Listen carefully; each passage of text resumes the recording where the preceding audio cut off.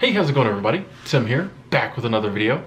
And today I wanted to do another seasonal work video. And I wanted to talk about saving money while doing seasonal work. Some of the most prevalent questions I get when it comes to seasonal work are about the money and about saving money.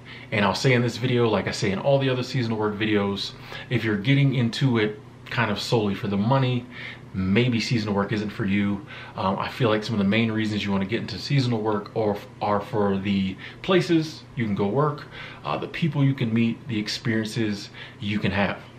The money is kind of way down on the list.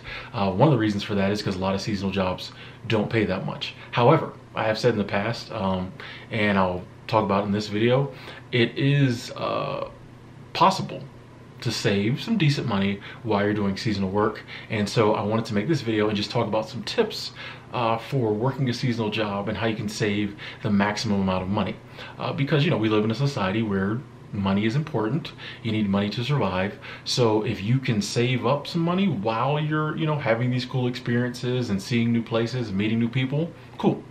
So first things first, all seasonal jobs are not created the same when it comes to pay. I would say mainly across the board, you're looking at minimum wage or 50 cents or $1 more. I've said this many times. I have a video where I showed my paycheck from my job over the summer. A lot of people were like, that's all the money you made? But that's kind of standard. I think I was making like $9.65. You know, you're going to get paid somewhere in the $8 to $9 range at a lot of seasonal jobs. However, there are other seasonal jobs that pay more money. I've said before, I worked at Big Sky Resort. They paid piecework. I was making some decent money there. My average check at Big Sky Resort was like $1,100 every 2 weeks. That was after they took out room and board, taxes, and my meals. So making some decent money there. Worked at other places where I didn't make quite as much, but did okay. So first things first, if you know you need a certain amount of money, say you have, you know, some bills you're still gonna have with you, car insurance, car note, maybe paying on some student loans, maybe still paying some rent on a place back home, something like that. If you know you're gonna need a certain amount of money, more than just like minimum wage an hour, search for that. You know, I recommend coolworks.com. When you're on Coolworks looking for your seasonal job, a lot of the jobs will have the rate of pay. Some of them you may have to go to the company's website and, you know, do a little more digging to find the rate of pay. But sometimes it might even come to the phone interview. But in a lot of cases, you can figure out the rate of pay and only accept a job that pays more. You know, trust me, while it may not be your first choices of job, if you do enough research and do enough searching, you can find a job on Coolworks, a seasonal job that pays you some decent money. I'm on there all the time. Even when I have a job, I'm on Coolworks because I just like to be in the mix.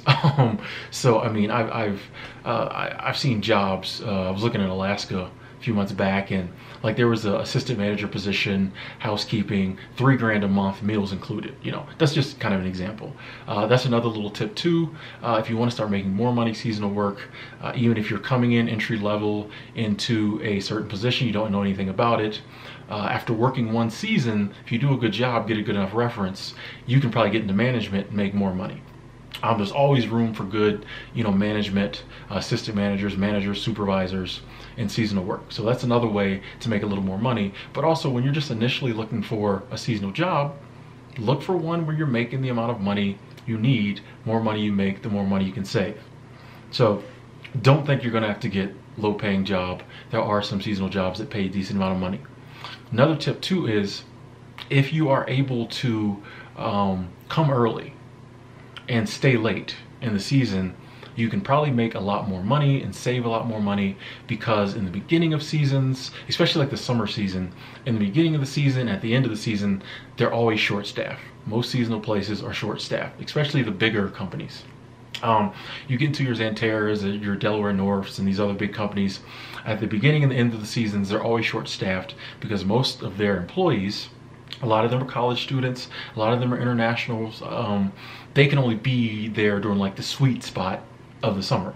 So end of spring, beginning of fall, while there's still people showing up to these places, there's still guests coming in, a lot of times the workforce is greatly diminished. So if you are able to come early and you can stay late, you will be working in the times where there's going to be a decent amount of overtime. And typically, especially if you're in like housekeeping or any forms of the hospitality, food service, like these are areas where when there's people there and they need to get the food out and they need to get the rooms clean, the overtime can be just like wide open. Because it's not a business where they can say, well, sorry, ma'am, your hotel room, just there was no one to clean it, so sorry. If there's rooms to be cleaned, they have to be cleaned. If there's people to be fed, they have to be fed. So a lot of times the overtime is pretty wide open. You can kind of work as much as you want sometimes, and that's a good way to save up money, especially if you get there early and you get that that initial overtime. You can stack up some pretty good money. And then not to mention, for me, I know it's true, if I start saving money and I save up a good amount of money, that gets my mindset to saving, and then I'm going to save all season. And then at the end of the season, a lot of people leave, they got to go back home, they got to go back to school. Once again, workforce is diminished, more overtime, work that overtime, save up that money. So if you have open availability, a lot easier to save money when it comes to seasonal work. Also, another tip, you want to pick seasonal jobs that provide room and board, place for you to stay, and your meals. Now, there are a lot of places that give you a place to stay, but there's a lot of variations when it comes to the meals. Some places offer no meals, some offer like, a discount in the cafeteria or the restaurant, some offer, a one shift meal. I try to always go for the places that give you 3 square a day. Place to stay, 3 square a day. That's what I go for. The reason being, you don't realize how much money you spend on food until you don't have to spend any money on food. It is very easy, to go out to eat and spend, $20, $30 in one day on food. That's $20, $30 you can save if you're eating, at the employee dining room or eating at the restaurant where you work for free. And even though they take it out of your check at a lot of places, it still equals out a lot of times to like $5 a day. You can't eat on your own for $5, $6 a day. So I always recommend getting jobs where they give you a place to stay and the meals are all included. So you can, if you want, and I know people who do this. I know people at seasonal jobs, they will get a paper check on purpose. They won't do direct deposit. They'll get a paper check and they just won't cash like every other check. So one check a month they might cash, use that to pay what bills they have, entertainment, things like that. And the other check they just save. Most payroll checks are good for 90 days, some more. So they can hold on to those checks for 3-4 months, maybe the whole season. And then at the end of the season, they just deposit all those checks. They never even open the check, never even look at it. End of the season, they've got 4, checks for $400 or $500. That's some decent money saved. And that's because if your housing and meals are included, you don't have to spend any money if you don't want to. You can legit spend no money if you don't want to. Or even if you want to spend $50 a week, that's that's $100 a paycheck. If you get a $500 paycheck, that's $400 you can put in the bank. So not having to spend money on food definitely saves you a lot of money. Not having to spend money on housing saves you a lot of money. And then the final tip, I think, is just to be disciplined. And this is with saving money in any field. You just gotta be disciplined. I recommend kind of setting a goal and then just trying to save up that much money. Once you get there and you get a couple paychecks and you can see how much your paychecks are gonna average, set a goal, set it high, and just go for it, because that will keep you disciplined. You say, I'm leaving here in 4 months, I wanna have so many $1,000 in the bank when I leave here, and just go for that goal. You may not be able to go out and party with your friends. You may not be able to buy, the nicest clothes from the gift shop. You may have to shop at the thrift store for your winter clothes or your summer outfit. You may not be able to just go to the restaurant and eat out whenever you want to.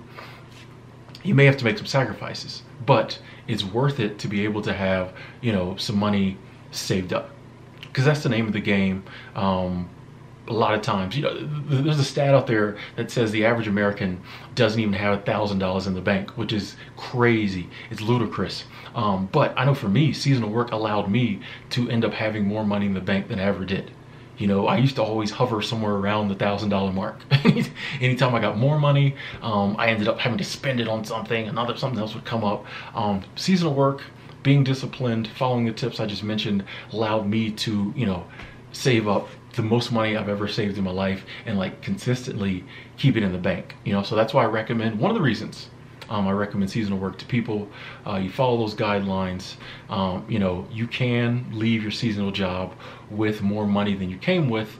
You can use that money to maybe do some traveling in the off season. You know, maybe buy you a car.